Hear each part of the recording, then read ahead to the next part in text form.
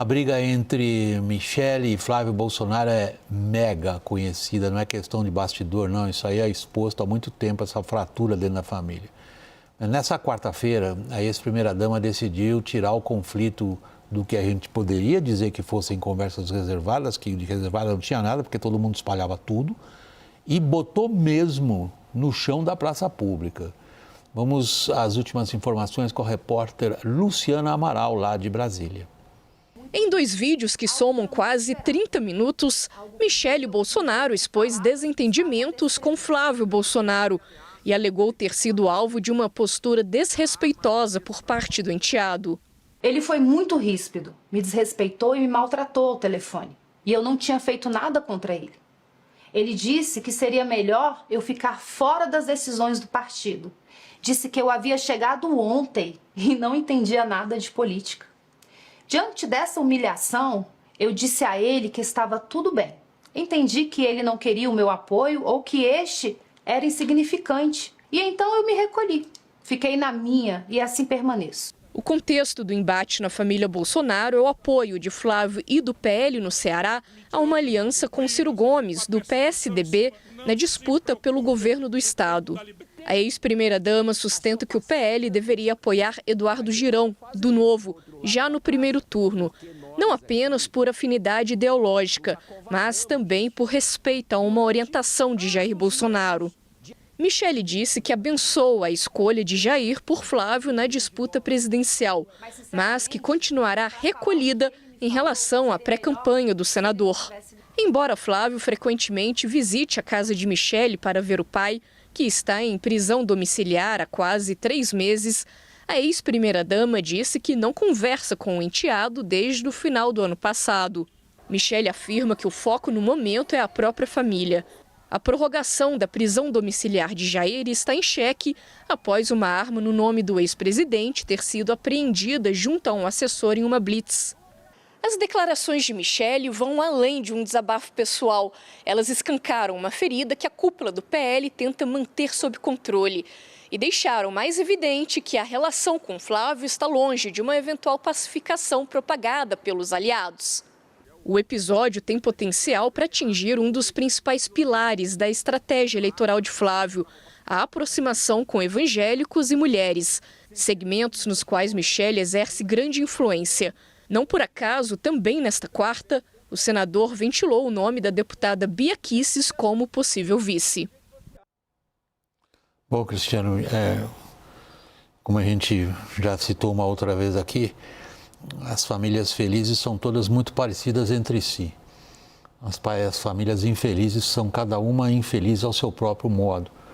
Dificilmente a gente pode descrever esse caso como família. É político porque é pessoal porque é político. E aí destrinchar isso com o Jair, que não está sabendo se ele vai para a cadeia ou continua em casa, que isso está sendo decidido neste momento. No momento que estamos indo ao ar, está se decidindo se a prisão domiciliar dele, humanitária, é prorrogada ou não, dependendo do que disser o Procurador-Geral da República e o ministro que toma conta do caso, que é o Alexandre. Bom, no meio desse imbróglio, o Flávio quer ganhar a eleição como? É complicado, William. Talvez essa questão sobre a decisão sobre a prisão domiciliar ou não do ex-presidente Jair Bolsonaro, nesse momento, talvez seja, vamos dizer assim, o menor dos problemas, já que se eventualmente o ministro Alexandre de Moraes decidir pelo retorno do ex-presidente à prisão, o Flávio pode continuar explorando essa questão da perseguição. Agora, esse vídeo da ex-primeira-dama, para mim, é uma situação muito delicada, porque, em primeiro lugar, envolve uma disputa familiar que a gente já tem visto alguns episódios, alguns capítulos, né, envolvendo até mesmo disputa entre os próprios filhos, né, e também os conflitos entre os filhos e a ex-primeira-dama. Mas principalmente porque a ex-primeira-dama, ela é mulher, uma liderança importante do PL Mulher, O ex-presidente Jair Bolsonaro tem uma dificuldade com o eleitorado feminino, não é de agora. E o eleitorado feminino é maioria junto ao eleitorado brasileiro. Então, sem dúvida nenhuma, esse episódio todo e a forma como a ex-primeira-dama ela narra, né, esse diálogo com o candidato Flávio Bolsonaro, dizendo que foi humilhada, dizendo que foi maltratada por ele, isso pode acabar repercutindo muito mal. Então, o Flávio, ele que tinha, até com o episódio do Jacques Wagner, saído um pouco da defensiva, volta a essa situação e tendo que, mais uma vez, gerenciar uma crise interna ali na campanha. O PL está muito preocupado com isso, com a repercussão que isso pode ter, especialmente entre o eleitorado feminino. Tá aí o ponto, Jussara. A gente tem uma das principais organizações partidárias, o PL, que almeja ser a maior bancada agora na próxima legislatura, se equilibrando entre alianças regionais que não param de pé por conta dessas brigas, mas não só por conta dessas brigas, e agora Michele, que é um quadro importante, sobretudo o que o Cristiano ressaltou, mas também a Luciana vinha trazendo, do ponto de vista do eleitorado feminino evangélico. Apronta essa, para usar uma expressão de gíria. O que o PL vai fazer? Olha, William, esse vídeo foi publicado no final da tarde, um pouquinho antes do jogo do Brasil, e eu consegui conversar com algumas pessoas, figuras importantes do PL nesse meio tempo, e o que eles ficaram surpresos, não com a briga, claro, mas como a Michele expôs isso, da maneira como ela optou por fazer isso. Michele costuma falar pouco, ela gravou 2 vídeos de 26 minutos para dar detalhes desse atrito com Flávio Bolsonaro e usou palavras pesadas que para o eleitorado feminino pega muito mal. Falou em humilhação, ter sido maltratada, desrespeitada. Essa é a grande preocupação, tanto que a ordem no PL neste momento é cabeça fria para Flávio Bolsonaro, paciência entre os dirigentes para tentar contornar isso, porque sabe desse apreço que Michele tem por parte desse eleitorado feminino e também evangélico. A grande questão aqui é como eles vão contornar isso. O que eles me falam neste momento? Todos, de modo geral, a cúpula está com Flávio Bolsonaro. Falo que essa reação de Michele Bolsonaro é que ela está buscando um protagonismo que ela não tem. Apesar de ser uma pessoa carismática, de ter esse apoio, eles falam exatamente o que Michele disse, que Flávio disse para ela. Ela não entende da política na eleição e que é preciso construir alianças, o que ela não aceita, mas que Jair Bolsonaro, antes ainda da prisão, tinha dado aval para essas construções, inclusive no Ceará. Há um outro componente aqui, Thaís, do qual você pode falar e eu não. Né? Você vai saber por que eu estou dizendo isso. Michele é uma mulher de força, nesse sentido, e de projeção. Há um subtom, ou eu estou enganado? Sinceramente, diga se eu estou enganado. Há um subtom ali, nos 2 vídeos dela, de que ela é tratada assim por ser mulher? Eu tenho certeza disso, William, mas isso é uma coisa característica da família, né? Assim, a gente sempre soube assim, de uma tendência a diminuir a mulher, o papel da mulher de ficar em casa, uma leitura bem mais do que conservadora até do papel da mulher. O problema é que a Michele está há anos casada com o Jair Bolsonaro, tem uma filha com ele e provavelmente ela aceitou esse papel, né? Ela encarou esse papel. É muito difícil. A gente já tratou aqui de misoginia, no caso, em outros casos, né? Em que eu tentei separar o que é misoginia e o que é personalidade, né? É óbvio. O que é política. Exato, o que é política. É óbvio que a Michele vai sofrer misoginia, é óbvio que dizer para ela não entende nada de política. Eu acho que essa frase é uma frase que soa... Foi a que me chamou muita atenção. Né? Então, assim, a mulher não entende de política, mulher não entende de futebol, mulher não entende de carro, né? Então, eu acho que tem sim uma coisa aí, mas não é desse episódio, é uma característica dos Bolsonaro, não é a primeira vez que a gente vê isso acontecer. E eu entendi que ela teve o cuidado de colocar essa coisa na mesa sem fazer isso de forma explícita. Por isso que eu usei a palavra um subtom.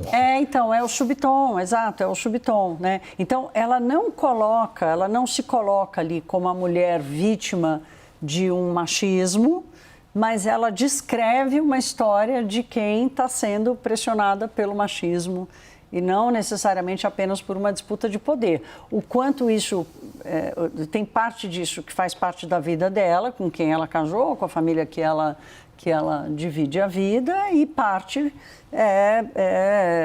do jogo político. Cristiano, eu estou usando a expressão em sentido duplo, tá? Desculpe a ambiguidade do que eu vou falar, mas quem vai botar ordem nessa casa? Como sempre, o ex-presidente Jair Bolsonaro. É ele quem vai arbitrar essa situação toda, mas obviamente que isso também tem que passar pela concordância e pela articulação de pessoas muito próximas e pessoas influentes dentro do PL.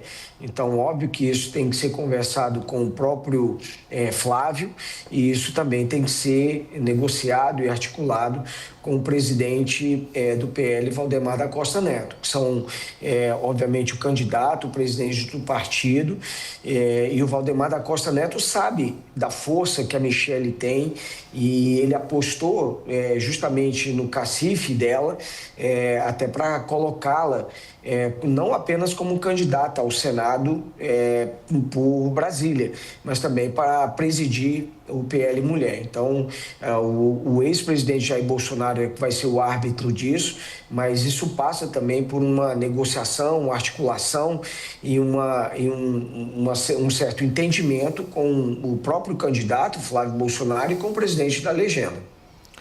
Bia Kicis, cogitada, segundo o próprio Flávio Bolsonaro, a formar chapa com ele. Que chance tem isso de acontecer, Jussara? Olha, William, por enquanto é considerado incipiente. A Bia Kicis está afiliada ao Republicanos, é um partido que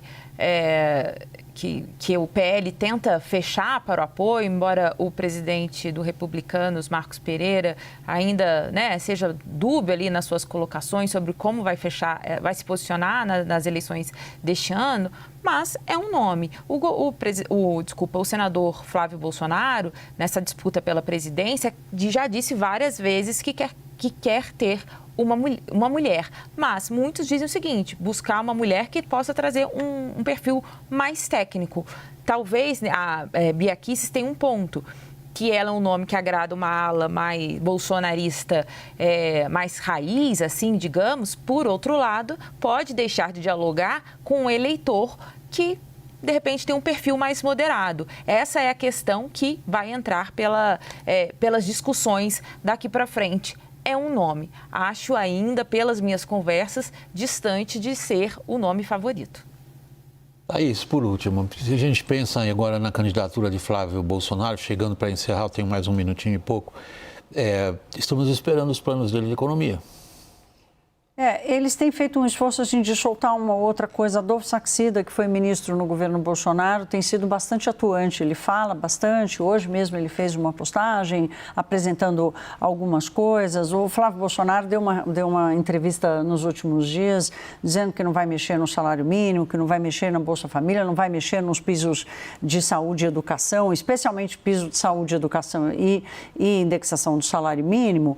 São dois dos problemas mais graves da armadilha fiscal, né? Então, ele já tentou escapar disso. Agora, não há uma robustez de um plano fiscal, de um plano político que foi apresentado ainda, né? Então, agora, eu também não sei, William, o quanto a apresentação desse plano ajudaria o Flávio a angariar votos ou apoio. Eu acho que ainda não chegou o momento de um plano econômico garantir apoio ou aliança.